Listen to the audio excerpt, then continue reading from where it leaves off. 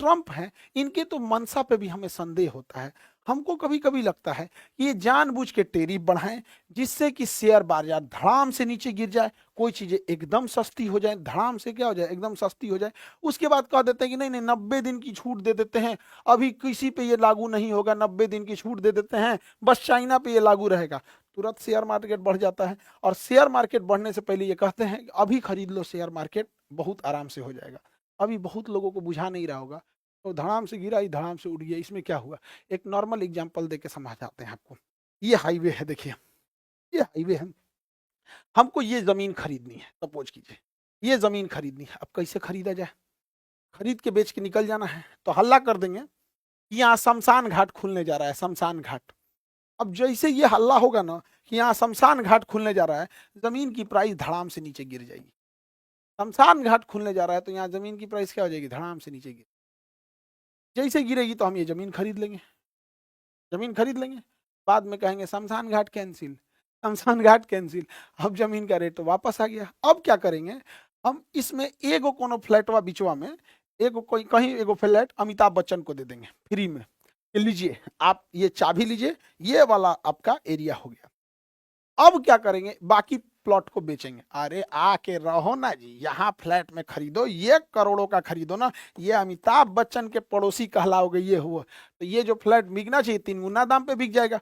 उसके बाद अमिताभ बच्चन साहब को कहेंगे कि बेच के जाना है तो जाइए, रहना है तो रहिए, वो समझे यहाँ पे निकल गया। ऐसे शेयर बाजार होता है, परसेप्शन का खेल है। हालांकि कोई जरूरी नहीं कि शेयर बाजार केवल ऐसे हो, एक आम इंसान को समझने के लिए बताए हैं कि कब जब संभावना दिखती है कि ये चीज फ्यूचर में जा सकता है, तो उसकी बिना मतलब वैल्यू बढ़ जाती है, और वो संभावना दिखती है खत्म हो गया तो घट जाती है। जैसे जमीन, क्या मतलब बनता है? कोई जमीन महंगा पे महंगा हुए जा रहा है, कोई सस्ता पे सस्ता हुए जा रहा है।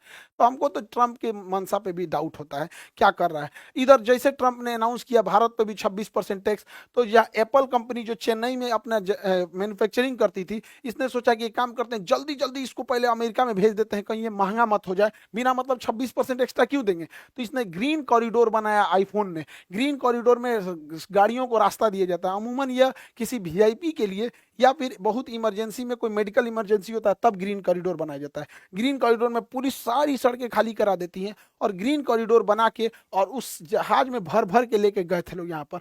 और यहाँ पर 600 टन, सोचिए 600 टन आईफोन ले गए, यानी 15 लाख यहाँ से आईफोन को अमेरिका ले गए हैं लोग। 6 अलग अलग जहाजों में 100 टन भर के 6 अलग अलग जहाजों में लेके फ्लाइट यहाँ से उड़ गया है। जिस चेन्नई एयरपोर्ट पे कस्टम क्लियरेंस में 30 घंटे लगता था, आईफोन ने उसे 6 घंटे में करवा के और तुरंत वहां से उड़ान भर दिया। क्योंकि टेरिफ लगने से पहले अगर आप देश की सीमा छोड़ चुके हैं तो उस पर टेरिफ नहीं लगता है, क्योंकि आईफोन और एप्पल को पता नहीं था कि ट्रंप इतना जल्दी ये हो जाएगा, और उन लोगों ने आनंद फानन में आके तुरंत लेके उड़ गए सब। जब उड़ गए सब वहां उतरे सब, तो पता चला अभी 10 दिन की छूट है, फिर पता चला कि अभी 90 दिन की छूट है। अभी डेली टेस्ट क्वेश्चन का जो है 22 अप्रैल से चालू हो जाएगा। Daily test 50 question with discussion आप लोग के लिए, क्योंकि एग्जाम इधर सब पास पास में है। और एएलपी का बैच जो होगा वो 24 तारीख से स्टार्ट हो जाएगा।